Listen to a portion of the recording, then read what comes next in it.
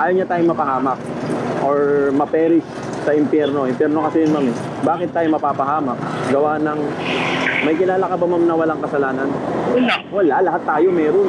Kahit ako lang, kahit sabi mo nagsasalita ako salita ng Diyos Daan ako ng daan sa bike lane. Ito ang parte ng usapang umantig sa puso ng mga netizens habang nagbabahagi ang motorcycle rider na si Kuya Manuel Lonto ng salita ng Panginoon sa kanyang pasahero.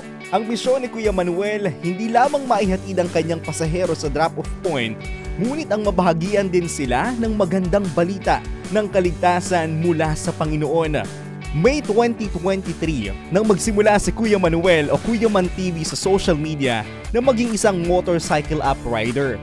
Bago makakilala sa ating Panginoong Jesus, miyembro siya ng isang gang, manginginom, mabarkada at alam niya noon na malayo siya sa Diyos.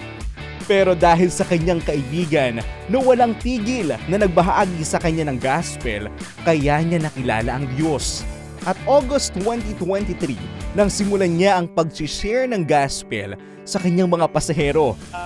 Nakakarinig ako ng magandang feedback sa mga pasahero na, boss, ang ganda niyang ginagawa mo. Pagpatuloy mo lang yan. Gawin mo yan sa lahat ng pasahero mo. So, sa pamamagitan din ng mga pasahero na-inspire ako Kasi nakikita ko rin yung mukha nila maliwalas. Hindi niya malilimutan ang karanasan niya nang may nasakay siyang may dalang droga. Hindi niya rin alam kung bakit niya sinare sa akin yun.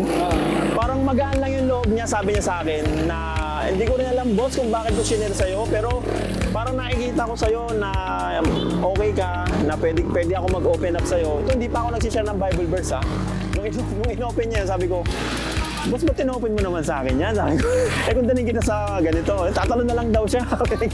Kasi nga, dadaling ko daw siya sa mga pulis. Pero yun, nasharean natin siya ng Bible verse. Naniniwala siya na mas marami pa ang makaririnig ng salita ng Diyos kung ipopost rin niya ito sa social media. Gayunpaman, ang unang mga disciples si Kuya Manuel ay ang kanyang pamilya at inimbitahan niya itong dumalo sa Christ Commission Fellowship. Dagdag pa ni Kuya Manuel, malaking tulong sa kanyang paglago ang Light TV. Si Light TV kasi, doon ko napanood si CCF. Isang beses, nasa 10 years ago siguro. 10 years ago, 9 years ago, di ko sure. Pagod ako sa trabaho, talagang drain. Umupo ako sa upuan. Pagbukas ko ng TV, si Light TV ang nakalagay. Paalala ni Kuya Manuel na walang hadlang para maibahagi natin ang salita ng Diyos sa mga tao.